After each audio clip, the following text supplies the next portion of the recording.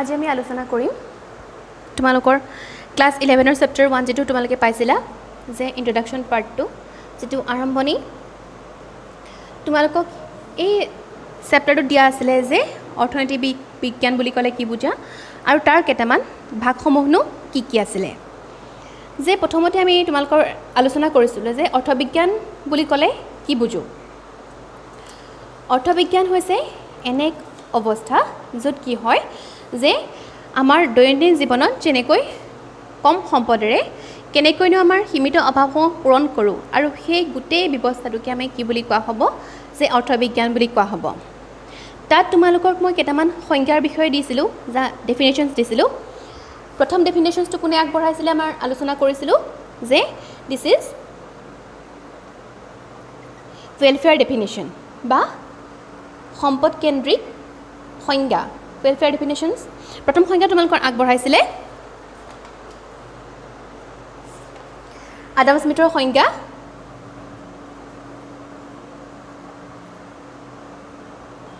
Adam স্মিথৰ সংজ্ঞাটোক আমি কি বুলি কওঁ সম্পদ কেন্দ্ৰিক সংজ্ঞা বুলি কওঁ সম্পদ কেন্দ্ৰিক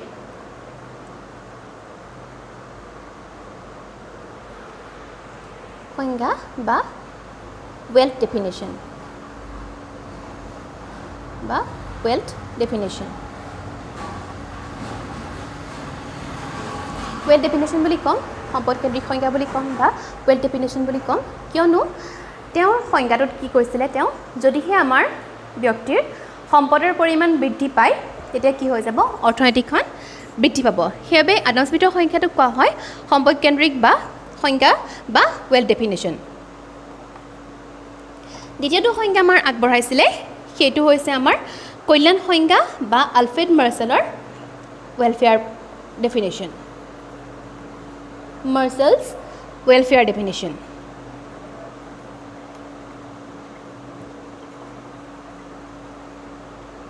ৱেলফেয়াৰ ডেফিনেশ্যন বা কল্যাণ সংজ্ঞা এই গোটেইখিনি বস্তু তোমালোকক মই দিয়াই আছিলে তৃতীয়টো সংজ্ঞা আগবঢ়াইছিলে স্কেৰচিটি ডেফিনেশ্যন বা তাক কোৱা হয় ৰবিনছৰ সংজ্ঞাটো কোৱা হয় স্কেৰচিটি ডেফিনেশ্যন বা তেওঁ সংজ্ঞাটো কোৱা হয় দুষ্প্ৰাপ্যতাৰ সংজ্ঞা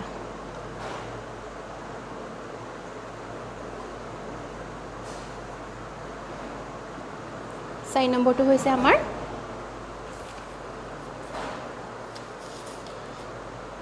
চেমুৱেলছনৰ বিকাশৰ সংজ্ঞা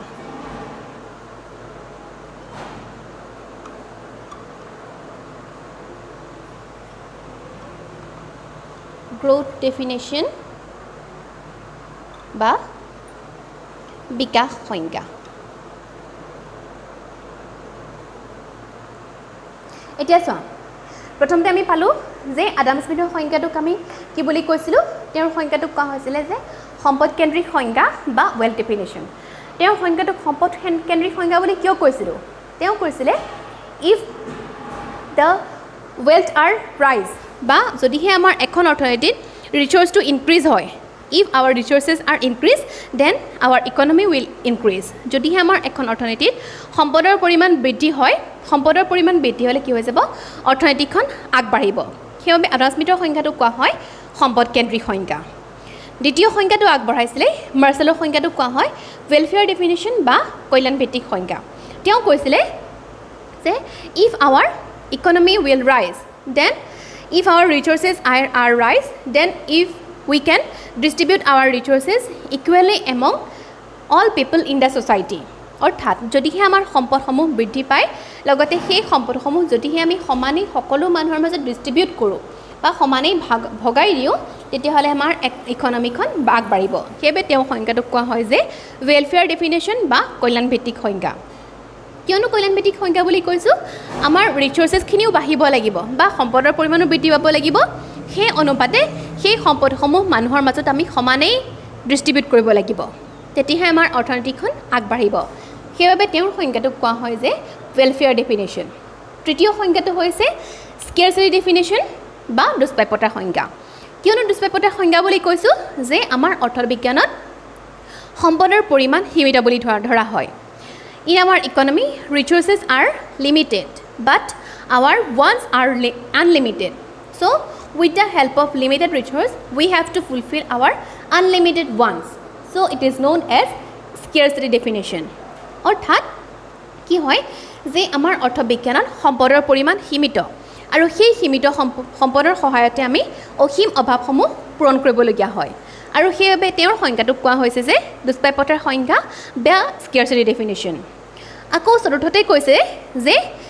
চেমুৱেশ্যনে আগবঢ়াইছে গ্ৰ'থ ডেফিনেশ্যন বা বিকাশৰ সংজ্ঞা তেওঁৰ সংজ্ঞাটোক আমি বিকাশৰ সংজ্ঞা বুলি কিয় কৈছোঁ যে গ্ৰ'থ ডেফিনেশ্যন বুলি কিয় কৈছোঁ যে in our economy every sectors are rising equally every sectors mean education agriculture health every sectors are equally rising then it is known as growth definition অৰ্থাৎ তেওঁ কৈছে যে আমাৰ অৰ্থবিজ্ঞানৰ সকলোবোৰ যেনেকৈ আমাৰ বিভিন্ন ভাগ আছে সেই সকলোবোৰ সম্পদ যদি সমানে আগবাঢ়ি যায় আৰু ভৱিষ্যতৰ বাবেও যদি আমি অলপমান ছেভ কৰি থওঁ for future generation if we save our resources then it is known as growth definition বা তাকে কোৱা হ'ব বিকাশৰ সংজ্ঞা বুলি যদিহে আমাৰ সম্পদসমূহ সকলো ক্ষেত্ৰতে আগবঢ়াৰ লগতে যদিহে আমি ভৱিষ্যতৰ বাবে সঞ্চয় কৰি থওঁ তাকে কোৱা হ'ব গ্ৰ'থ ডেফিনেশ্যন বা বিকাশৰ সংজ্ঞা আকৌ আমি তোমালোকক এটা ডিছকাছ কৰিছিলোঁ যে অৰ্থবিজ্ঞানৰ ভাগসমূহনো কি কি সাধাৰণতে অৰ্থবিজ্ঞানৰ মূল ভাগ দুটা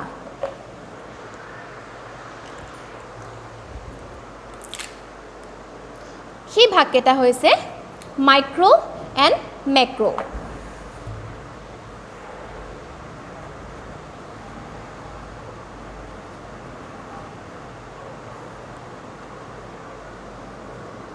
মাইক্ৰ' মানে হৈছে স্মল বা ক্ষুদ্ৰ আনহাতে মেক্ৰ' মানে হৈছে লাৰ্জ বা বৃহৎ এতিয়া আমি চাম মাইক্ৰ' ইকনমিক্স বুলি ক'লে কি বুজোঁ আৰু মেক্ৰ' ইকনমিক্স বুলি ক'লে কি বুজোঁ চোৱা আমাৰ অৰ্থবিজ্ঞানৰ বিভিন্ন ভাগসমূহ আছে যেনেকৈ আমাৰ বিভিন্ন ব্যক্তিৰ বিষয়ে আমি ভাগে ভাগে আলোচনা কৰোঁ বা এখন অৰ্থনীতিৰ বিষয়ে ভাগে ভাগে আলোচনা কৰোঁ এতিয়া আমি চাম মাইক্ৰ' বুলি ক'লে কি বুজাব স্মল বুলি ক'লে বা ক্ষুদ্ৰ বুলি ক'লে কি বুজাব চোৱা আমাৰ অৰ্থবিজ্ঞান কি হয় যে বিভিন্ন ব্যক্তিৰ চাহিদা বেলেগ হয় মানে সকলো মানুহৰে বিচৰা বস্তুটো বেলেগ বেলেগ বেলেগ হয় বা মানুহৰ ইনকাম বেলেগ বেলেগ হয় আয় বেলেগ বেলেগ ইনকাম বেলেগ বেলেগ যদি কি হয় যে আমাৰ ইকনমিৰ যিমানবিলাক ভাগ আছে বিভিন্ন চেক্টৰ আছে সেই গোটেই চেক্টৰবিলাকৰ বিষয়ে যদি আমি ভাগে ভাগে আলোচনা কৰোঁ বা পৃথকে আলোচনা কৰোঁ তাকে কোৱা হ'ব মাইক্ৰ' ইকনমিক্স বা ব্যষ্টিবাদী অৰ্থবিজ্ঞান মাইক্ৰ' ইকনমিক্স বা ব্যষ্টিবাদী আৰু মেক্ৰ' ইকনমিক্স মানে হৈছে সমষ্টিবাদী চোৱা এজন মানুহৰ আয় কিমান এজন মানুহৰ চাহিদা কি কি বা তেওঁ কি কি বস্তু বিচাৰে তেওঁৰ বছৰি বা মাহেকে কিমানখিনি টকা ইনকাম কৰে সেই গোটেই বস্তুখিনি যদি আমি পৃথকে এজন মানুহৰ বিষয়ে আলোচনা কৰোঁ তাকে কোৱা হ'ব ব্যষ্টিবাদী অৰ্থবিজ্ঞান অৰ্থাৎ if we discuss different parts of N economy separately it is known as microeconomics so micro means small if we discuss about income of a person demand of a person here we discuss only about one person so it is known as microeconomics অৰ্থাৎ এজন ব্যক্তিৰ চাহিদা কি বা তেওঁ কি কি বস্তু বিচাৰে তেওঁৰ উপাৰ্জন কিমান আয় কিমান সেই গোটেই বস্তুখিনি যদি এজন ব্যক্তিৰ বিষয়ে পৃথকে আলোচনা কৰোঁ তাকে কোৱা হ'ব ব্যষ্টিবাদী অৰ্থবিজ্ঞান আনহাতে সমষ্টিবাদী অৰ্থবিজ্ঞান বুলি ক'লে কি বুজাব যে গোটেই অৰ্থনীতিখনৰ বিষয়ে যদি আমি একেলগে আলোচনা কৰোঁ বা if we discuss the economy as a whole it is known as micro' economics অৰ্থাৎ গোটেই দেশখনৰ উপাৰ্জনৰ বিষয়ে বা এটা বছৰত এখন দেশে কিমানখিনি টকা উপাৰ্জন কৰিলে সেই গোটেই বস্তুখিনি যদি আমি একেলগে আলোচনা কৰোঁ তাকে কোৱা হ'ব সমষ্টিবাদী অৰ্থবিজ্ঞানৰ বিষয়বস্তু if we discuss income of a country for a given period of time it is known as subject of macroeconomics সমষ্টিবাদী বুলি ক'লে কি বুজাব এইটো হৈছে এটা বৃহৎ কনচেপ্ট বা ডাঙৰ কনচেপ্ট সেইকাৰণে মাইক্ৰ' বুলি ক'লে তোমালোকক কি বুজাব ক্ষুদ্ৰ বা সৰু আনহাতে মেক্ৰ' বুলি ক'লে কি বুজাব সেইটো হৈছে এটা সৰু ডাঙৰ কনচেপ্ট বা এজ এ হোল গোটেই বস্তুখিনি যদি আমি একেলগে আলোচনা কৰোঁ তাকে কোৱা হ'ব সমষ্টিবাদী অৰ্থবিজ্ঞান য'ত তোমালোকে এটা তোমালোকক হোমৱৰ্ক দিম যে মাইক্ৰ' আৰু মেক্ৰ'ৰ তোমালোকে কেইটামান পাৰ্থক্য বিচাৰ কৰিবা এটা তোমালোকক হোমৱৰ্ক দিম মই যে মাইক্ৰ' বুলি ক'লে কি বুজাব মেক্ৰ' বুলি ক'লে কি বুজাব তোমালোকে বুজি পালা সেই ভিডিঅ'টো চাই তোমালোকে কেইটামান মোক কুৱেশ্যন লিখি দিবা যে তিনিটা ডিফাৰেঞ্চ দেখিবা মাইক্ৰ' আৰু মেক্ৰ'ৰ বিষয়ে ব্যষ্টিবাদী অৰ্থবিজ্ঞান আৰু সমষ্টিবাদী অৰ্থবিজ্ঞানৰ তিনিটা পাৰ্থক্য লিখিবা সেইটো তোমালোকক এটা হোমৱৰ্ক দিম এতিয়া আমি চাম যে বিভিন্ন বজাৰসমূহনো কি আছিলে তোমালোকক অলৰেডি মই ডিছকাছ কৰিছিলোঁ যে অৰ্থবিজ্ঞানত বিভিন্ন বজাৰসমূহ পোৱা যায় সেই বজাৰসমূহনো কি আছিলে তিনি প্ৰকাৰৰ বজাৰ আছিলে আকৌ অৰ্থবিজ্ঞানত তোমালোকক কি আছিলে যে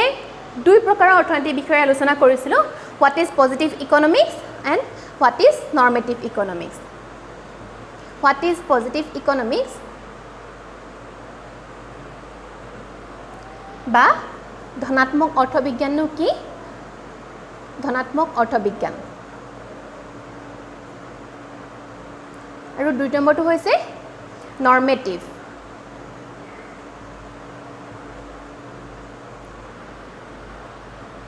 নৰ্মেটিভ ইকনমিক্স বা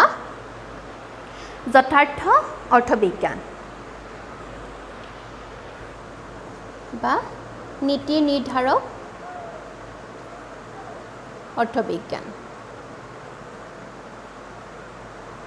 এতিয়া আমি চাম পজিটিভ অৰ্থবিজ্ঞান বা পজিটিভ ইকনমিক্স বুলি ক'লে কি বুজাব যে যদিহে আমি কোনো এটা কামৰ বা কোনো এটা বিধিৰ বিষয়ে সেই বিধিটোৰ পৰা হ'ব পৰা যদি সুফলখিনিৰ বিষয়ে যদি আলোচনা কৰোঁ যে সেই বিধিটো আমি কোনো ক্ৰিটিচাইজ কৰা নাই ধৰি লৈছোঁ আমি কি হ'ব যে গভৰ্ণমেণ্টে কোনো পলিচি লৈছে ধৰি লৈছোঁ আমাৰ নিবনুৱা সমস্যা দূৰীকৰণৰ বাবে কিছুমান পলিচি লয় তোমালোকে ক্লাছ 10ত পাই আহিছিলা যে নিবনুৱা সমস্যা দূৰীকৰণৰ কাৰণে কি হয় যে গভৰ্ণমেণ্টে কোনো যদি পলিচি ল'লে যেনেকৈ আমাৰ MGNREGA আলোচনাৰ নাম শুনিছা আঁচনিখনৰ MGNREGA Mahatma Gandhi national rural employment guarantee act যদিহে সেই যিখন আমাৰ আঁচনি লৈছিলে বা পলিচি লৈছিলে সেই স্কিমখনৰ বিষয়ে যদিহে আমাৰ তাৰ অকল পজিটিভ ছাইডটো ডিছকাছ কৰিলোঁ যে সেই পলিচিখন কোনো আমি ক্ৰিটিচাইজ কৰা নাই পলিচিখনে কি ভাল কাম কৰিছে কেৱল আমি যদি ভাল কামখিনিৰ বিষয়ে আলোচনা কৰোঁ তাক কোৱা হ'ব ধনাত্মক অৰ্থবিজ্ঞান বা positive economics if we discuss only about good steps of any policy or any goods this is known as positive economics here we never criticize that so it is known as positive economics আকৌ আমি চাম যে normative economics বা নীতি নিৰ্ধাৰক অৰ্থবিজ্ঞান বুলি ক'লে কি বুজাব নৰ্মেটিভ ইকনমিক্স বুলি ক'লে কি বুজাব ধৰি লৈছোঁ আমি MGNREGA আঁচনিখনৰ বিষয়ে লৈছোঁ সেই আঁচনিখনৰ গুড ষ্টেপছখিনি লোৱাৰ উপৰিও যদিহে আমি বেড ষ্টেপছখিনিও লওঁ যে সেই পলিচিখন বা আমি ক্ৰিটিচাইজ কৰোঁ সেইখন কেনেকুৱা হ'লেনো আৰু ভাল হ'ব যে তাৰ বেড পইণ্টছখিনি কি বা সেই আঁচনিখনৰ আৰু কি ভাল কাম কৰিব পাৰিলেহেঁতেন সেই হেঁতেন শব্দটো যে জড়িত হৈ আছে they if we discuss about the good steps as well as the bad steps of any policy or any things this is known as normative economics For example, here we discuss about what ought to be যে ইয়াত কি হয় যে যিকোনো এখন policy কেনেকুৱা হোৱা হ'লে আৰু অলপ ভাল হ'লহেঁতেন সেই হেঁতেন শব্দটো যে লাগি গ'ল সেইকাৰণে আমি ইয়াক কৈছোঁ যে নীতি নিৰ্ধাৰক অৰ্থবিজ্ঞান Here we discuss good things as well as the bad things of any scheme or anything. It is known as normative economics. অৰ্থাৎ কোনো অৰ্থনীতিৰ বা চৰকাৰৰ কোনো কাম কাজৰ বিষয়ে ভাল কামখিনি আলোচনাৰ উপৰিও যদিহে তাৰ সেই কুফলসমূহ বা যিটো মাইনাছ পইণ্ট সেই বিষয়ে যদি আলোচনা কৰোঁ তাক আমি কোৱা হ'ব যে নীতি নিৰ্ধাৰক অৰ্থবিজ্ঞান আই হোপ তোমালোকে বুজি পাইছা আকৌ এতিয়া আমি চাম যে অৰ্থনীতিৰনো বিভিন্ন প্ৰকাৰসমূহনো কি what are the different types of N economy different types of an economy. অৰ্থনীতিৰ বিভিন্ন বৈশিষ্ট্য আছে সেই according to characteristics we can divide this economy into 3 types. These are number 1 centrally planned economy বা কেন্দ্ৰীয় পৰিকল্পিত অৰ্থনীতি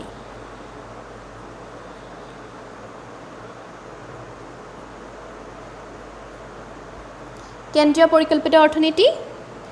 দ্বিতীয়টো হৈছে আমাৰ পুঁজিবাদী অৰ্থনীতি বা আমি তাক এটা শব্দত কি বুলি ক'ব পাৰোঁ মাৰ্কেট ইকনমি বা বজাৰ অৰ্থনীতি আকৌ তৃতীয়টো আমাৰ হৈছে যে সেইটো হৈছে আমাৰ মিক্সড ইকনমি বা মিশ্ৰ অৰ্থনীতি এতিয়া আমি চাম যে সেন্ট্ৰেলি প্লান ইকনমি বুলি ক'লে কি বুজো centrally planned economy it is a method where each and every decisions are taken by central government so it is known as centrally planned economy অৰ্থাৎ কেন্দ্ৰীয় পৰিকল্পিত অৰ্থনীতিত কি কৰা হয় সকলো সমূহবোৰ সিদ্ধান্ত কেন্দ্ৰই গ্ৰহণ কৰে অৰ্থাৎ কেন্দ্ৰীয় চৰকাৰে গ্ৰহণ কৰে